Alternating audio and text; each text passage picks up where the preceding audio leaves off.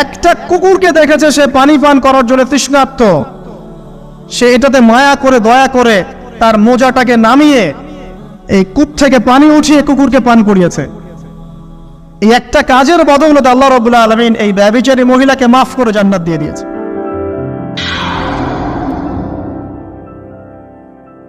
আমাদেরকে আল্লাহ রাব্বুল আলামিন তার রহমত থেকে নিরাশ হতে বারণ করছেন।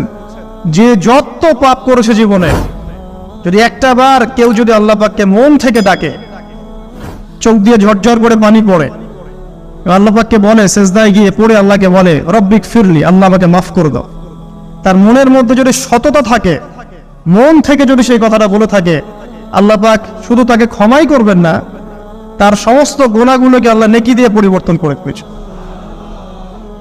একটা হাদিস পড়ছিলাম, নবী করিম সাল্লাল্লাহু আলাইহি ওয়াসাল্লাম তিনি বলছেন যে লাম্মা কাদাল্লাহুল খালক, যখন আল্লাহ রাব্বুল আলামিন এই মহাবিশ্ব সৃষ্টি করেন, তখন আল্লাহ রাব্বুল আলামিন কাতাবা কিতাবান, একটা কিতাব লিখেছেন, একটা কিতাব আছে আল্লাহর কাছে। কাতাবা কিতাবান ফাহুয়া ইনদাহু ফাওকাল আরশ, যে কিতাবটা আল্লাহর নিজের কাছে আছে আরশের উপরে, সেখানে আল্লাহ পাক লিখে রেখেছেন। কি লিখেছেন? ইন্না রাহমাতি সাবাকাত গদাবি, প্রতিটা ক্ষেত্রেই আমার রহমত, আমার দয়া, আমার করুণা আমার গজবকে পরাজিত করেছে। মানে আল্লাহ রাব্বুল আলামিনের গজব এর উপরে আল্লাহ পাকের রহমত অবস্থান করছে। জীবনের কোনো ক্ষেত্রে হতাশ হওয়ার কোনো সুযোগ নাই। আজকে পারিবারিক ভাঙন বলেন, ব্যক্তি পর্যায়ের আত্মিক ধ্বংসই বলেন, সমাজের বিপর্যয় বলেন, যাই বলেন, পিছনে একটা বড় কারণ আছে। সেটা হলো আল্লাহ থেকে দূরে থাকা মানুষ, আল্লাহ থেকে হতাশ হয়ে যাওয়া। আর এই কাজটা শয়তান করিয়েছে মানুষকে আল্লাহ থেকে দূরে সরানোর জন্য। কিন্তু আল্লাহ রাব্বুল আলামিনের কাছে কেউ যদি যেতে চায়, মন থেকে যদি আল্লাহকে একটা বারও ডাকে, আল্লাহ পাক এক ডাকের মাধ্যমেও তার গুনাহ মাফ করতে পারে। দুজন ব্যক্তির ঘটনা পড়লাম। একজন ব্যক্তি প্রচন্ড রকম আবেদ, প্রচুর ইবাদত করে। আপনারা জানেন ইবলিসও কিন্তু আবেদ ছিল, ইবলিস কিন্তু প্রচুর ইবাদত করেছে। এখন ওই ব্যক্তির একজন বন্ধু ছিল, এটা বনু ইসরাঈলের ঘটনা। তো সেই বন্ধু পাপী ছিল, বিভিন্ন কবিরা গুনাহ করত। আর এই আবেদ ব্যক্তি বারবার তাকে নসিহত করত, গুনাহ ছেড়ে দাও, তুমি পাপ করছো, গুনাহ ছেড়ে দাও। তখন সেই ব্যক্তি যে পাপ করছে সে বলতো যে আল্লাহ কি তোমাকে আমার রক্ষক বানিয়েছেন? আল্লাহ কি তোমাকে আমার উপর দারোগা বানিয়েছেন? আমাকে আল্লাহর হাতে ছেড়ে দাও, আমাকে নসিহত করতে শোনা। একদিন এই আবেদ ব্যক্তি তার বন্ধুকে একটা জঘন্য পাপ করতে দেখলো, এমন একটা পাপ যেটা দেখে তার মনে ধারণা আসলো এটা চরম জঘন্য একটা কাজ। তখন সে মুখ ফসকে বলে ফেললো যে আল্লাহ তোকে আর মাফ করবে না, আল্লাহ তোকে জান্নাত দিবে না। আল্লাহ রাব্বুল আলামিন মালাকুল মউতকে এই দুজনের কাছে পাঠালেন, দুজনের রূহকে কবজ করা হলো। এবার আল্লাহ পাক তার সামনে তাদেরকে উপস্থাপন করে বললেন যে তোমাকে আমার রহমত সম্পর্কে কে গ্যারান্টি দিয়েছে যে আমি কাউকে রহমত করব কি করব না? যাও, আমি তোমাকে জাহান্নামে পাঠালাম, ওই ব্যক্তি যে আমার রহমত প্রত্যাশা করেছে আমি তাকে জান্নাত দিয়ে দিলাম। দেখুন, এই হাদিসটা শুনলে মনে হয় বাহ্যিক হয়তো বা মুখের একটা কথার কারণেই সে জাহান্নামে চলে গেল। আসলে বিষয়টা এমন নয়। বিষয়টা আমি আপনাকে বোঝাচ্ছি। বিষয়টা হচ্ছে ইবলিসের মতো।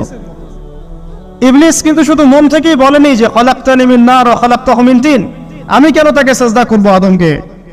আদম তো মাটির তৈরি আর আমি তো আগুনের তৈরি।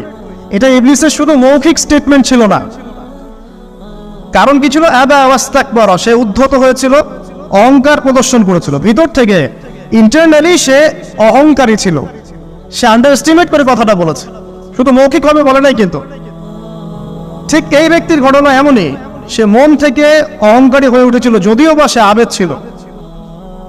এখানে আমরা যারা প্র্যাকটিসিং মুসলিম হওয়ার চেষ্টা করছি, আমাদের জন্য এখানে নিদর্শন আছে। অচত নামাজ পড়েই ভেবে বসবেন না যে অনেক কিছু করে ফেলছে, এক চিল্লা দিয়ে মনে করে ফেলবেন না যে দিনের জন্য অনেক কিছু করে ফেলছে।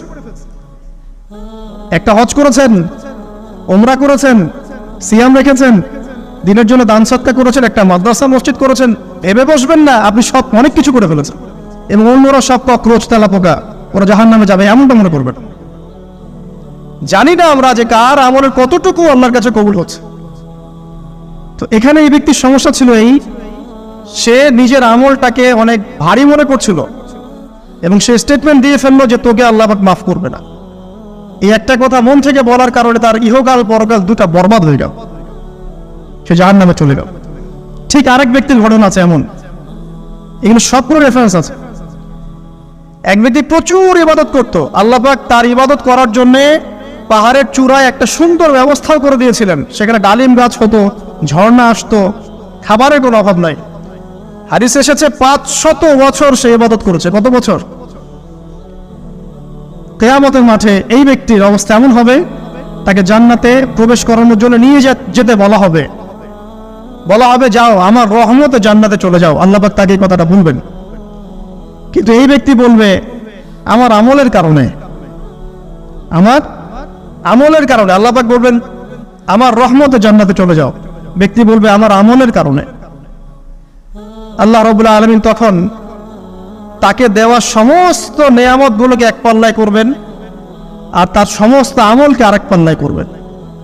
তারপর দেখা যাবে আল্লাহর সমস্ত নিয়ামত তার একটা চোখের সমান হয় নাই। কথা কি বুঝতে পারছেন? একটা চোখের যে নিয়ামত আল্লাহ পাকের, সমস্ত আমল ও 500 বছরের ইবাদত এতটুকু হয়নি। তারপর তাকে বলা হবে ওকে জাহান্নামে নিয়ে যাও। এবার জাহান্নামে যাওয়ার সময় সে বলবে আল্লাহ তোমার রহমতে আমাকে মাফ করে দাও। তখন আল্লাহ পাক তাকে আবার ডেকে নিয়ে আসবে, বলবেন যে তোমাকে যে আমি ইবাদত করার জায়গা করে দিয়েছিলাম এটাকে তুমি নিজে করেছো না আমি করেছি? সে বলবে আপনি করেছেন। তোমাকে যে আমি সৃষ্টি করেছিলাম তখন কি তুমি কোন আমল করেছিলে? বলবে না। তাহলে তোমাকে যে সৃষ্টি করেছি আমি, এটা কি তোমার আমলের কারণে? না। তোমাকে সারা দুনিয়াতে এত নিয়ামত দিয়েছি, এটা কি তোমার আমলের কারণে? সে বলবে না। তখন তাকে জান্নাতে প্রবেশ করানো হবে। কিয়ামতের মাঠে এমন অনেক ঘটনা ঘটবে যেটা আমাদের চিন্তার বাইরে। আরেকজন ব্যক্তিকে ডেকে আনা হবে, যে ব্যক্তি একটা দুটা নয় বরং 100টা খুন করেছে। সে 99 জন মানুষকে হত্যা করার পর ফতোয়া খুঁজে বেড়াচ্ছিল যে আমার তওবা কবুল হবে কিনা। একজন আবেদের কাছে গিয়েছে।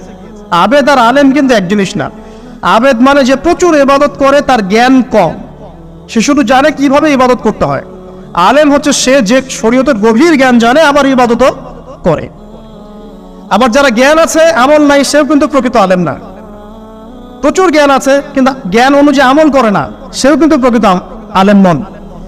এবার আসেন, তো এই আবেদের কাছে গিয়ে সে বলছে আমার কি ক্ষমা হবে? আমি 99টা খুন করেছি। সে বলল তোমার আবার তোমার ক্ষমা নাই। তখন এই ব্যক্তি এই আবেদকে হত্যা করে 100টা খুন পূর্ণ করলো, ওকেও সে মেরে ফেলছে। আমার ক্ষমাই হবে না তো তোর কাছে তাকে কি দরকার, তুইও মর। কি বুঝতে পারলেন? বর্তমান বিশ্বের উগ্র মাথার পলিটিশিয়ানদের মতো অবস্থা। আমার দেশের সমস্যা, তোর দেশ পারমাণবিক বোমের উড়াই দিব, মানে এরকম একটা অবস্থা। তো আল্লাহ রাব্বুল আলামিন এই ব্যক্তির মধ্যে একটা চেতনা তৈরি করলেন যে আমাকে তওবা করতে হবে। সে তখন সার্চ করতে লাগলো আরো কোনো আলেম আছে কিনা। এরপর অনেক দূরে একজন আলেমের সন্ধান পাওয়া গেল। সে সেখানে গেল, তাকে গিয়ে বললো আমার কি ক্ষমা হবে? সে আলেম তাকে বললো হ্যাঁ তোমারও ক্ষমা হতে পারে, যাও তুমি ইস্তেগফার করো এবং এই এলাকা থেকে অন্য এলাকায় চলে যাও। মানে যে এলাকায় তুমি অনেকদিন ছিলে, যেখানে তুমি অনেক পাপ কাজ করেছো, এখানে থাকার দরকার নাই। তওবা করে তুমি অন্য কোথাও চলে যাও, নতুন একটা জীবন শুরু করো। এখানে থাকলে হবে কি, তোমার স্মৃতিগুলো তোমাকে তাড়িয়ে বেড়াবে এবং মানুষ তোমাকে খারাপ নজরে দেখতেই থাকবে, তুমি তখন কষ্ট পাবে। এই জন্য তুমি চলে যাও। তো চলে যেতে যেতে সে রাস্তায় ইন্তেকাল করে। এবার তার রূহ নিবে কে? এই জন্য দুদল ফেরেশতা আসছেন, জান্নাতি এবং জাহান্নামী। তাদের মধ্যে বাক বিতর্ডা হচ্ছে কে রূহ নিয়ে যাবে। তো জাহান্নামের ফেরেশতারা বলছেন সে এতগুলো খুন করেছে, তার রূহটা আমরা নিব। আর জান্নাতি ফেরেশতারা বলছেন না, সে তওবা করতে এসেছিল, অতএব সে আল্লাহর অভিমুখী হয়েছে, তার রূহটা আমরা নিব। আল্লাহ পাক এখানে একটা কৌশল করলেন। আল্লাহ পাক ফেরেশতাদেরকে বললেন, তোমরা রাস্তাটাকে পরিমাপ করে দেখো, যেদিকে যাচ্ছিল তার পরিমাপ বেশি নাকি যেখান থেকে এসেছে ওর পরিমাণ বেশি। আল্লাহ পাক জমিনকে আদেশ করলেন, হে জমিন তুমি প্রশস্ত হয়ে যাও। এবার পরিমাপ করে দেখা গেল সে তওবার দিকে আসছিল, এর পরিমাণটা বেশি। এই একটা কাজের ওসিলা আল্লাহ পাক তাকে মাফ করে দিলেন। মনে রাখবেন, এটা মৌখিক বিষয় ছিল না, সে মন থেকে, ভিতর থেকে কিন্তু সে আল্লাহর প্রতি অনুগত হয়েছিল। তাই মনের বিষয়টা আল্লাহ ছাড়া কেউ জানে না। আপনি দেখতে পারেন সমাজে অনেকে দাড়ি, টুপি, পাগড়ি, জুব্বা সব লাগিয়ে ঘুরছে, তো বিশ্বাস করেন তাদের মনটা এমনও হতে পারে যে জানোয়ারের চেয়েও কুৎসিত, তেমনও হতে পারে। আবার আপনি দেখবেন সমাজে এমন অনেক মানুষ ঘুরছে যারা হয়তো অনেক পাপে লিপ্ত মনে হচ্ছে, কিন্তু মনের মধ্যে সততা আছে। আর যার মনের মধ্যে সততা আছে, আল্লাহ বা কোনো না কোনো দিন ইনশাআল্লাহ তাকে হেদায়েত দিবে। এটা আমরা আমাদের অভিজ্ঞতা থেকেও দেখেছি। এমন অনেক মানুষকে আমরা দেখেছি যে ড্রাগ অ্যাডিক্টেড ছিল, মিউজিক করেছে, হারাম সম্পর্কের মধ্যে ছিল, নামাজ ঠিক মতো পড়ে নাই, কিন্তু যখনই আল্লাহর কথা আলোচনা হতো দেখতাম সে খুবই শান্তভাবে মন থেকে কথা শুনছে। এ কথা শুনতে শুনতে শুনতে একদিন মাশাআল্লাহ এখন দেখবেন যে চিল্লা দিয়ে বেড়াচ্ছে বিভিন্ন মসজিদে। আল্লাহ হেদায়েত দিয়েছে, সব ছেড়ে দিয়েছে। এরকম মানুষের অভাব নাই কিন্তু সমাজে। তো এখানে আল্লাহ পাকের রহমত বা দয়ার একটা উজ্জ্বল দৃষ্টান্ত দেখতে পারবেন। ঠিক এরকম আরো একটা ঘটনা আছে বনু ইসরাইলের। এক ব্যক্তি এত পাপ করেছে যে শেষে মৃত্যুর সময় সে সন্তানদেরকে ডাকছে, ডেকে বলছে যে আমি যখন মারা যাব আমার লাশটাকে তোমরা কবর দিও না, যদি আল্লাহ পাক আমাকে ধরতে পারেন তাহলে খবর আছে আমার। কি করতে হবে? সে বলছে যে আমার দেহটাকে তোমরা পুড়িয়ে ফেলবে, এবং পুড়িয়ে ফেলার পরে ছাইগুলোকে একত্রিত করবা, করে অর্ধেক ছাই সমুদ্রে ভাসিয়ে দিবা, অর্ধেক ছাই বাতাসে উড়িয়ে দিবা। সন্তানরা তাই করলো। মৃত্যুর পর আল্লাহ পাক এই সমুদ্র এবং জমিনকে বাতাসকে আদেশ করলেন যে তোমরা ছাই জড়ো করে দাও। আর মানুষ আর জিন আল্লাহর কথা না শুনলেও এই প্রকৃতি আল্লাহ পাকের কথা শোনে। বিজ্ঞান বলে প্রকৃতি থেকে সব হচ্ছে। কি প্রকৃতি? প্রকৃতি কি, কাকে বলে? মানুষকে আল্লাহর ইবাদতকে বাদ দিয়ে প্রকৃতি পূজায় নিয়ে গেছে। এই পুরো প্রকৃতি আর মহাবিশ্ব এক আল্লাহর ইবাদত করে। কে সৃষ্টি করলো প্রকৃতি? প্রাকৃতিক ভাবে হয়েছে সবকিছু বলে, আল্লাহ থেকে হয়েছে বলা যাবে না, বললে আপনি মৌলবাদী হয়ে যাবেন। আল্লাহ শব্দ ইউজ করলে আপনি মৌলবাদী হয়ে যাবেন। ধর্মতাত্ত্বিক শব্দগুলোকে আস্তে আস্তে উঠিয়ে দেওয়া হয়েছে। দেখবেন যুক্তি, বিজ্ঞান, দার্শনিক শব্দগুলোকে আনা হয়েছে। এটাও টেকনিক্যালি করা হয়েছে। কোন সেকুলার মিডিয়াতে আপনি দেখবেন না ইনশাআল্লাহ বলছে। ইনশাআল্লাহ প্রমাণ করবে যে আপনি আস্তিক না নাস্তিক। তো প্রকৃতিকে আল্লাহ পাক আদেশ করলেন, এই সমুদ্র ছাই জড়ো করো, এই বাতাস ছাই জড়ো করো। তারা ছাই জড়ো করে দিল। এই ব্যক্তিকে বলা হচ্ছে তুমি জীবিত করে, আল্লাহ পাক বলছেন তুমি যে এই কাজটা করেছিলে, লিমা ফাআলতা হাদা, তুমি এই কাজটা কেন করেছো? তখন এই ব্যক্তি উত্তর দিচ্ছে, মিন খাশিয়াতিকা ইয়া রাব্বি ওয়া আনতা আ'লাম। হে আল্লাহ, আমি আমার বুঝে যা এসেছে আপনার ভয়েই আমি এই কাজটা করেছি, আর আপনি খুব ভালো করেই জানেন যে আমি আপনার ভয়ে করেছি নাকি অন্য কোনো কারণে করেছি। মানে আপনি আমার মনের কথা জানেন। আল্লাহ পাক তাকে মাফ করে দিলেন। আপনাদেরকে আমি সেই ব্যভিচারী মহিলার কথাও মনে করাই, যে ছিল একজন প্রস্টিটিউট মহিলা, পতিতা, যেটা আমরা বলি সমাজের ভাষায়, যদি এখন নতুন শব্দ এসেছে সেক্স ওয়ার্কার বা যৌনকর্মী, এবং এগুলোকে আমরা এখন প্রমোট করছি। আমরা এখন অশ্লীলতাকে প্রমোট করছি। এই কথা বলতে আমাদের বুক কাঁপা উচিত নয় যে আমরা এখন অশ্লীলতাকে প্রমোট করছি। আমরা এখন কাপড় খোলার সংস্কৃতি থেকে যাচ্ছি। যে কাপড় খুলে দিয়েছিল ইবলিস। ইবলিস আমাদের বাবা মার কাপড় জান্নাতে খুলে দিয়েছিল, এটা কি জানেন? ফল খাওয়ার পরে এই ফল খেতে কে প্রবুদ্ধ করেছে? ইবলিস। গাছের কাছে গিয়ে ফল ভক্ষণ করার পর সর্বপ্রথম আমাদের পিতামাতার গা থেকে কাপড় খুলে পড়ে গেছে।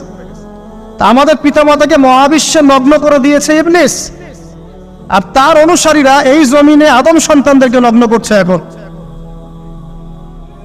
অতএব এই যে একটা ট্রেন্ড এখন চলছে, দেখবেন হারাম রিলেশনশিপকে মিডিয়ার মধ্য দিয়ে প্রমোট করা হচ্ছে, মনে হয় একটা স্বাভাবিক বিষয়, কোনো বিষয় না এটা, যে কেউ জেনাই করতে পারে, জেনা পর্ন খুব নর্মাল। হালাল ভাবে যদি আপনি বিয়ে শাদী করতে যান তখন সমস্যা হচ্ছে, হালাল ভাবে যদি আপনি বিয়ে করতে যান তখন সমস্যা হচ্ছে। হারাম ভাবে আপনি যা ইচ্ছা তাই করতে পারেন, সমাজে কেউ কিছু বলছে না, এখন বলছে এগুলো স্বাধীনতা। সুবহানাল্লাহ, কোন স্বাধীনতা? স্বাধীনতা বলে কোনো শব্দ নাই মহাবিশ্বে।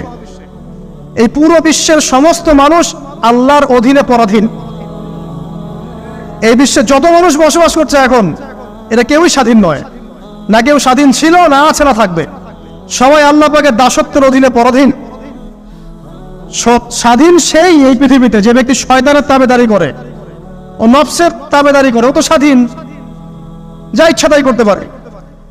এই যে অশ্লীলতার প্রমোটিংটা চলছে, এটাকে পারিবারিকভাবে বন্ধ করতে হবে। আল্লাহ পাক আমাদেরকে বোঝার তৌফিক দান করুন।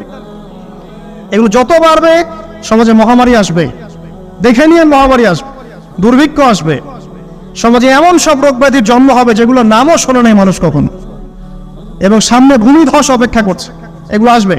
যাই হোক, ওই মহিলা, যে ব্যক্তি একজন যৌনকর্মী ছিল, বা যেটা আমরা বলি ব্যভিচারিণী মহিলা ছিল, একটা কুকুরকে দেখেছে সে পানি পান করার জন্য তৃষ্ণার্ত, সে এটাতে মায়া করে দয়া করে তার মোজাটাকে নামিয়ে এই কূপ থেকে পানি উঠিয়ে কুকুরকে পান করিয়েছে।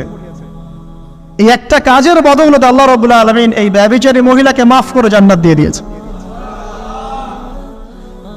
হাদিসে এটাও এসেছে, নবী সাল্লাল্লাহু আলাইহি ওয়াসাল্লাম বলেছেন, ইরহামু মান ফিল আরদ, তোমরা সবাই জমিনবাসীর প্রতি রহম করো। জমিনে মুসলিমই থাকতে হবে, তাদের প্রতি রহম করতে হবে এমন নয়, জমিনবাসী যারাই আছে সবার প্রতি রহম করো, জাতি ধর্ম বর্ণ নির্বিশেষে, এমনকি পশু পাখির প্রতিও দয়া করো। ইরহামু মান ফিল আরদ, জমিনে যারা আছে সবার প্রতি রহম করো। ইয়ারহামুকুম মান ফিস সামা, যিনি আসমানে আছেন তিনি তোমাদের প্রতি রহম করবেন ইনশাআল্লাহ। ইসলাম এই কথাগুলো বলেছে 1400 বছর আগে। আজকের এই বিশ্বে, সোকল্ড এই মডার্ন বিশ্বে, যেখানে মানুষের রক্তের কোনো দাম নাই, সেখানে ইসলাম পশু পাখির অধিকার নিয়ে কথা বলেছে 1400 বছর আগে। কাদেরকে কি শেখাতে আসেন? কোরআন এবং সুন্নাহর বাইরে অভ্রান্ত সত্যের কোনো উৎস আছে? এখানে যা আছে তাই চূড়ান্ত। মানতে চাইলে মানেন, না মানতে চাইলে জাহান্নামে যান, কেউ তো বাধ্য করছে না। লাকুম দীনুকুম ওয়ালিয়া দিন। আল্লাহ পাকের রহমত দেখেন। আরেকটা ঘটনা আছে, এমন একটা বিড়ালকে বেঁধে রেখেছিল এক মহিলা, খাবার দেয় নাই, কষ্ট দিয়েছে। একটা বিড়ালকে খাবার না দিয়ে কষ্ট দেওয়ার কারণে এই মহিলাকে আল্লাহ পাক জাহান্নামে পাঠিয়েছে। এরকম কত ঘটনা আছে, এই ঘটনাগুলো হাদিসের পাতায় বর্ণিত আছে। কোরআনে কি বলছে দেখুন। কোরআনের আমি কয়েকটা পয়েন্ট আপনাদেরকে খালি বলছি, এটা নিয়ে আমি সকালে ভাবছিলাম। আল্লাহ পাক আদম আলাইহিস সালামকে সৃষ্টি করেছেন আমরা সবাই জানি, কিন্তু আল্লাহ পাক সূরা সাদের মধ্যে বলছেন ইবলিসকে, এ ইবলিস তোমাকে কিসে বারণ করলো আদমকে সিজদা করতে, যে আদমকে আমি নিজের হাত দিয়ে সৃষ্টি করেছি। আল্লাহ রাব্বুল আলামিন যে আমাদেরকে এত যত্ন করে ভালোবেসে সৃষ্টি করেছেন, এটা কি আল্লাহ পাকের দয়ার নিদর্শন নয়? মহাবিশ্বের অন্য কোন মাখলুক সৃষ্টির ব্যাপারে আল্লাহ পাক বলেন নাই খলাকতু বিয়াদাই, আমি নিজ হাতে তাকে সৃষ্টি করেছি। শুধু সৃষ্টি নয়, সৃষ্টি করার পর আল্লাহ পাক তাকে সমস্ত নাম শিক্ষা দিয়েছেন। এই যে জ্ঞান শিক্ষা দেওয়া, জ্ঞান, এটা আল্লাহ পাকের সবচেয়ে বড় নিদর্শনগুলোর মধ্যে অন্যতম।